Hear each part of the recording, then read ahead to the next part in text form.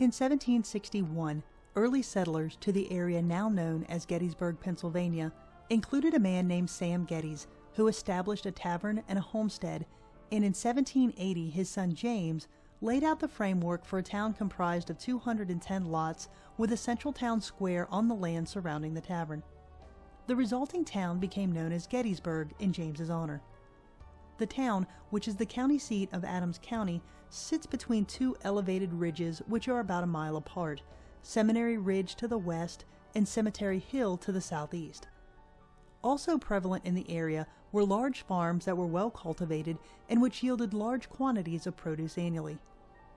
By 1860, the town had over 2,400 citizens, and those who lived within the town did so in homes built to neatly line the roads leading into the town. There were thriving industries within the town such as shoemaking, tanning, and carriage manufacturing, and Gettysburg also boasted two institutions of higher learning with the Lutheran Theological Seminary and the Pennsylvania College of Gettysburg, luring students into the area. The town also boasted a courthouse, churches, taverns, and banks. Additionally, there were also 10 roads that led into the town, and those brought prosperity into Gettysburg until the summer of 1863, when the town's history would be changed forever. Eyewitness accounts through diaries and newspapers reveal that the residents of Gettysburg never dreamed that a battle would be fought in their town. As such, the residents were unprepared when the cavalry of Southern Confederates, followed by 5,000 infantry, entered the town on June 26, 1863, demanding supplies and food. On June 27th, those same Confederates marched out of Gettysburg. However, the relief that the citizens felt was short-lived. The period between 1861 and 1865 was the most tumultuous time in American history, as Union soldiers from the North fought Confederate soldiers from the South in the American Civil War. One of the most contentious and bloodiest battles of the entire war occurred at Gettysburg between July 1st and July 3rd of 1863. By June of 1863, General Robert E. Lee, commander of the Army of Northern Virginia, decided to lead his Confederate soldiers north into Pennsylvania. The farms of Virginia had been depleted, so Lee needed to capture supplies to feed his army, and by moving north, Lee could threaten such cities as Washington, D.C. and Baltimore, and hopefully give the South a victory in Northern territory. The Union Army, under the command of General George Meade, followed Lee into Pennsylvania. Hampered by the lack of reconnaissance information from cavalry leader Jeb Stuart, Lee set his sights on a road junction located in Gettysburg, but was unaware that the Union Army was already closing in on the town. In essence, the Battle of Gettysburg began by accident. On June 30th, unknown to Lee, Union troops had entered the town. On the morning of July 1st, 1863, about 7,500 Confederates made a move towards Gettysburg, but Union skirmishers tried to halt their advances, and several attacks commenced that day. Ultimately, Day 1 ended with the Confederates taking the town, but the Union retreating to higher ground on Cemetery Ridge, which allowed for a strong defensive position. While others, such as James Longstreet, urged Lee to move the Confederate Army away to fight on better terms, Lee reportedly stated, "The enemy is there, and I'm going to attack him there."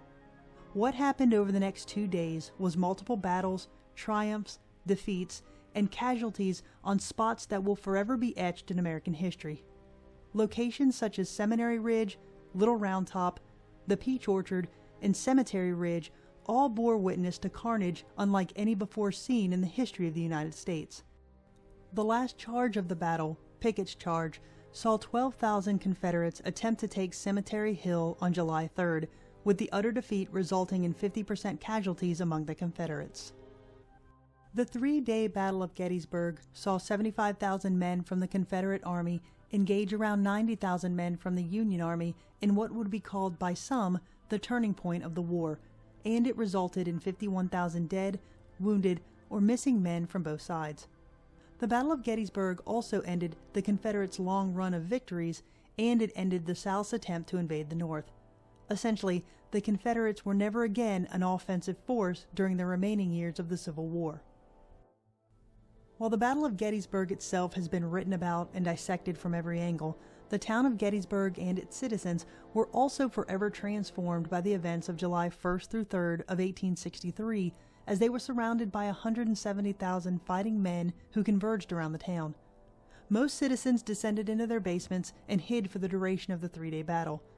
During the battle, the town's buildings and houses themselves escaped relatively unscathed, save for some that received bullet fire. They were then used as hospitals and morgues as the wounded and dead were brought in from the field of battle. Additionally, the citizens of Gettysburg, especially the women, performed the duties of nurses and caregivers to the roughly 15,000 soldiers who were wounded. The citizens were also left to deal with the horrific aftermath of the bloody battle, and as one soldier remarked on July 4th, 1,000 dead horses that were all swollen, and the smell of the horses and the men was dreadful. A responding nurse who was also quoted as saying, "The sickening, overpowering, and awful stench of death made her recoil as she attempted to help the wounded," and a medical officer was quoted as saying that the citizens faced an occasion of the greatest amount of suffering known to the nation since its birth. After 1 week, the town newspapers were calling on citizens to help bury the dead in quick, shallow graves and to clean the streets to guard against pestilence. Aside from dealing with the dead and wounded from the battle, the citizens of Gettysburg also had to deal with the throngs of outsiders who descended upon the town. While some were looking for loved ones, others were there for sheer curiosity, and the citizens began to regard them as a second type of invasion. In 3 months after the battle, on October 27, 1863, property was purchased for a cemetery in Gettysburg, and the internment of the Union dead began. The 3,200 Confederate remains were not placed in this national cemetery, and in the 1870s, Southern Veteran Societies began the effort to relocate them to Virginia, Georgia, and the Carolinas. On November 19th, the Soldiers' National Cemetery was dedicated, with Abraham Lincoln delivering his short yet memorable speech. With a history that includes such a monumental event such as the Battle of Gettysburg, it is little wonder that the town itself is filled with legends, lore, and haunting reports. The historic houses and businesses that currently line Baltimore Street each have unique stories, and most have reports of resident spirits that walk the halls. One of the most notorious of these houses is currently called the Farnsworth Inn. During the battle, Confederate sharpshooters commandeered this house and used the attic window as a shooter's nest to fire upon the Union troops on Cemetery Hill. It is also believed that from this window came the shot that killed Virginia Jenny Wade, the only civilian casualty as a result of the fighting at Gettysburg.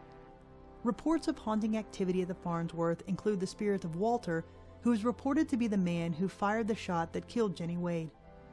Another spirit is said to go by the name of Mary, and she is reported to be a nurse who likes to take care of any guests that stay at the inn. The spirit of a mischievous boy named Jeremy is also said to roam the halls at the Farnsworth Inn, as it was the location that his body was taken to after he was run over by a horse-drawn carriage. While some rooms at the Farnsworth are reported to be more paranormally active than others, there have literally been reports of hearing voices and seeing apparitions in every part of this historic location, from the rooms, the breakfast room, the attic, and even the cellar. Another house in Gettysburg that is surrounded in legend is the Jenny Wade house, but to most, this tale presents a positive note in an area that was surrounded by tragedy.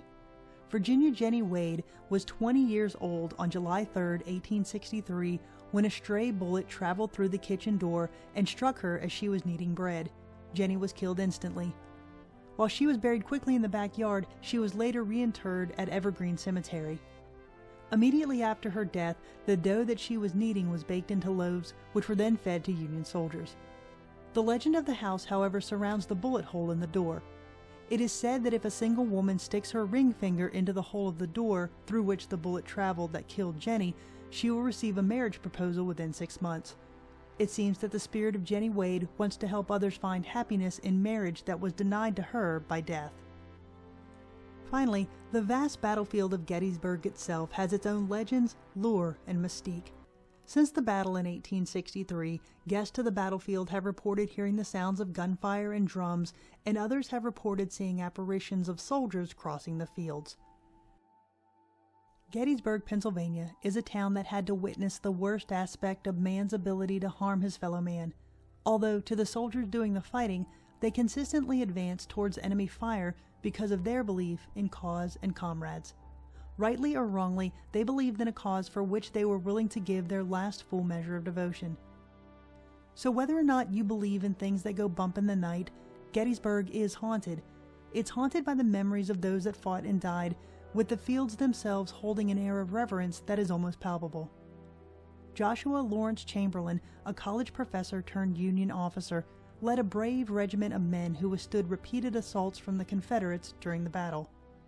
In 1889, Chamberlain returned to Gettysburg and was quoted as saying, "In great deeds, something abides. On great fields, something stays. Forms change and pass, bodies disappear, but spirits linger, to consecrate ground for the vision place of souls. Generations that know us not and that we know not of, heart drawn to see where and by whom great things were suffered and done for them, shall come to this deathless field, to ponder and dream, and lo, the shadow of a mighty presence shall wrap them in its bosom, and the power of the vision shall pass into their souls."